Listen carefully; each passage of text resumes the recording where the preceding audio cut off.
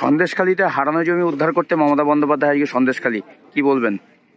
দেখুন, আমরা কিন্তু লোকসভা থেকে কিন্তু হারিনি, কেননা মানুষ যেখানে ভোট দেয় সেখানে কিন্তু হারে না। আজকের এই চুগলিবাজি দুর্নীতি করেই কিন্তু ওনারা জিতেছেন, কিন্তু সন্দেশখালীকে রক্ষা করতে পারেননি। সন্দেশখালীর আন্দোলন সন্দেশখালীর থেকে বুঝিয়ে দিয়েছে যে সন্দেশখালী আন্দোলন করেছিল এবং সন্দেশখালী এক সুতোয় বাঁধা আছে, সেটা আন্দোলনের সুতো, মা বোনের সম্মানের সুতো, এবং যে গরিব মানুষের জমি লুট করেছিল তাই সেই গরিব মানুষের পাশে সেই একই সুতো, মানে হিন্দু সনাতনীরা সন্দেশখালীতে স্বতঃস্ফূর্তভাবে একই সুতোই বাঁধা আছে। পাল্টা কি কোনো সভা আপনারা করবেন? অবশ্যই আমরা সভা করব এবং আপনারা দেখতে পাচ্ছেন 31শে ডিসেম্বর আমাদের সভা হচ্ছে এবং আমরা পাল্টা জবাব দেওয়ার জন্য প্রস্তুতি নিয়ে রেখেছি। দেখুন, আমাদের সন্দেশখালী আন্দোলনের সময় সমগ্র হিন্দুই ছিল আমাদের সাথে, হিন্দু সনাতনীদের আন্দোলন ছিল ওটা।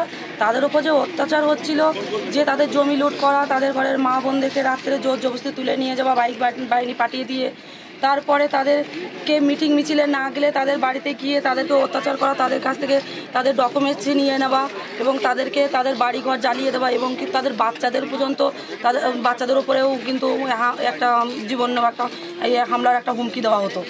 এরকম করেই কিন্তু মানুষের উপরে অত্যাচার করতো। তার জন্যেই আমাদের এই আন্দোলন ছিল। আর এই আন্দোলনে সমস্ত আমাদের সন্দেশখালীর টোটাল যত মানুষ আছে সবাই মিলে আমরা আন্দোলনটা করেছিলাম। তার ভেতরে তৃণমূলেরও কিছু মানুষ ছিল, তারা তৃণমূলে ছিল, তৃণমূলে আছে, এখন তারা তৃণমূলে আবার নতুন করে লোক দেখানো স্টেজে গিয়ে মমতা বন্দ্যোপাধ্যায়ের হাত ধরে গিয়ে জয়েন দিচ্ছেন। এটা নিয়ে আমাদের কোনো মাথা ব্যথা নেই। যে দলটাকে ভালোবাসে সে দলে যাচ্ছে, এটা নিয়ে আমরা কেন মাথা ব্যথা করবো?